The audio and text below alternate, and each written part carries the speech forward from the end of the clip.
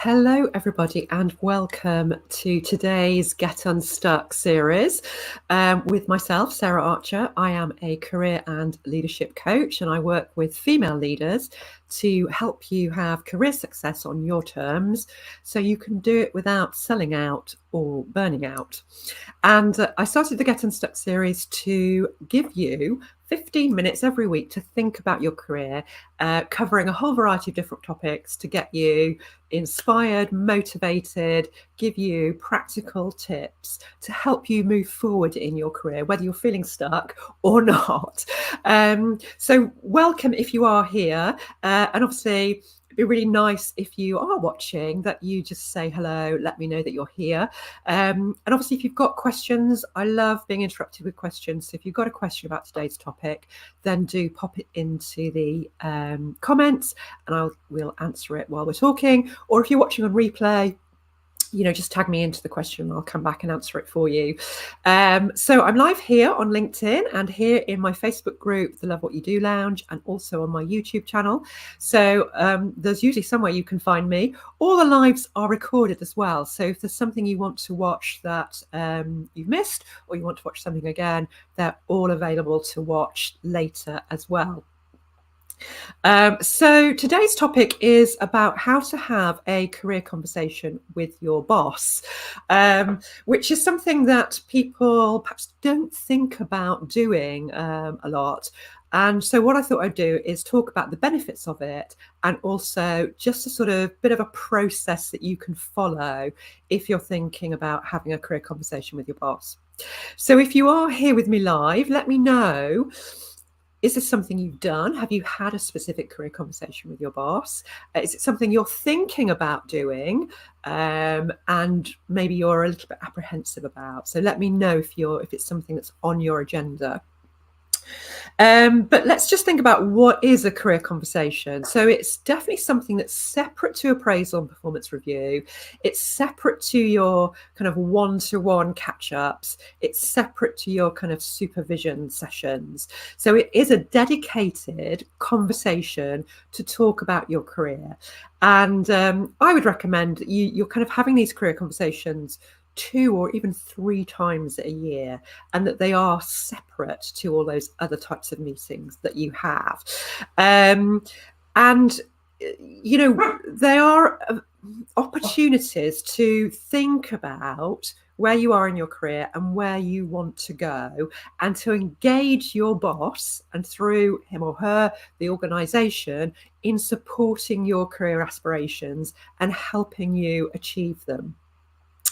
And, if your boss doesn't know about what you want to achieve in your career, where you want to go to, how you want to develop, then they're not going to be able to do the things that they can do to enable that for you. So it's really important to have those conversations. Obviously, if you're a leader yourself as well, to have those career conversations with your staff. And I have gone into organizations and run training sessions on how to have career conversations for both managers and employees, because those organizations have wanted to create a kind of career culture where those conversations are happening on a regular basis, because there's lots of benefits for the organization of having those conversations. But those organizations can be rarer. So if it's something that's not kind of in your kind of culture at the moment, it can feel a little bit daunting to have those, which is why I thought it would be good for us to do a live session on having career conversations. But obviously thinking about how your boss can help you through having these conversations. So obviously one of the first things they can do is give you perspective. So they can give you their view on where you want to be, what you want to achieve, and they can give you some really useful insights and feedback. They can also be a door opener for you. They've probably got lots of connections that could be helpful to you. And they can also enable opportunities for you. So, they've got a different view of what's going on in the organization, in the industry, and they can have you as top of mind to position you for the opportunities that are going to give you what you need. So there's lots of benefits from having this kind of conversation with your boss.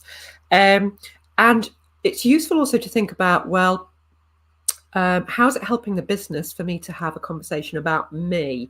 And obviously, it's useful for the business because they can retain you. When you think about how much it costs to recruit a member of staff, it's quite considerable. So they can help retain you, they can develop you, they can enable you to have more impact in the business. So there's lots of advantages for the business of this kind of conversation. So if that's been in your mind about, can I ask for this? Is it going to be helpful to the business? There are, really valuable ripples from you having this conversation. So it's good to kind of position it in that way.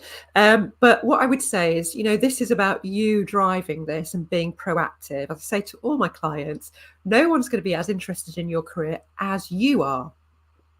Everyone's busy. So this is about you being proactive and driving it and engaging your boss with your career. And I'm going to talk a bit how you can do that today. So you can use the conversation to think about present and future. So sometimes when we're talking about career conversations, you feel like it's always about advancement, which it can definitely be. So it can be, I'm here now and this is where I want to be. I need help to get there. So that could be part of that conversation. Or it could be, I'm here now and I'm really enjoying where I am now, but I want to do X and Y now. How can you help me do that? So it doesn't always have to be about where you want to go. It can be making current more stimulating, more enjoyable, more challenging. So just thinking about those two things can be quite useful as well. But there are challenges to having a career conversation. So the first challenge is time, both yours and your boss's, because, when you're working as a senior leader, diaries are often jam-packed with meetings, and it can feel like, how can I find the time in my diary and in my boss's diary for this kind of conversation? But it's prioritizing you and, making sure that you can find that time to have those conversations to enable you to get from them what you need. So it's just about, okay, I've just got to do this. I've just got to find the time for it. Then the second challenge could be around clarity. So feeling I've got to know the answers to where I'm going to have that advancement conversation. And sometimes you do know that where you want to go, but sometimes it can feel a bit unclear, but your boss could help you with that. Or it could be around clarity around what you need, because obviously the career conversation is about your boss coming up with the answers for your career dilemma. It's about you being clear about what you need from them and them then enabling that, because you don't want to give more stuff to your boss to do, because that's just not going to happen. So it is about you getting clear about, what do I need from this conversation? And there could be different aspects of what you need. So it could be around, I need time. I'm really overloaded at the moment, but I need to prioritize my development. I need my boss to help me create time. So, working out what can I not do, or how can I do things differently to create that time to get the development, exposure, whatever it is I need. Or it could be about capacity. So I really want to work on this particular area of work because I want to have impact in this area. But with the resources I currently have, I just don't have the capacity to do that. But there's real business benefits of me doing that capacity work or that impactful work. How could I increase my capacity to be able to do that? And your boss can really help you think that through. It could be around connections. As I mentioned, your boss is really probably well plugged into the industry, to the organization. It could be around being able to put you in touch with people who can help you in some way. It could be around visibility. If I really want to be a keynote speaker at this conference, or I want to be a thought leader on this, your boss is going to have some really great ideas about how you can access that. Or it could be around guidance, noticing what are the gaps for you in terms of where you want to go. They can maybe give you some guidance about how you can plug those gaps. It could be around job information. Maybe your boss has walked the route that you want to take, and they can give you information about, well, what's the reality of this kind of next role for me? What are the challenges? What are the highs, what do I need to be looking out for? So being clear about what you need from them, and obviously you're not necessarily going to ask for all of these things, but it can be really helpful to help you use that time wisely and get from them what you really need. But it can feel challenging to get that clarity. But it might be saying to your boss, I need clarity, I need this career conversation to help me work out what it is I really need. And they can just be that sounding board for you.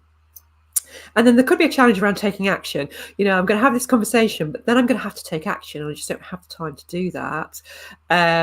But it is important to be able to move things forward by having these conversations and recognizing actually it's being proactive in your career and you're prioritizing your career, which is as important as prioritizing your work.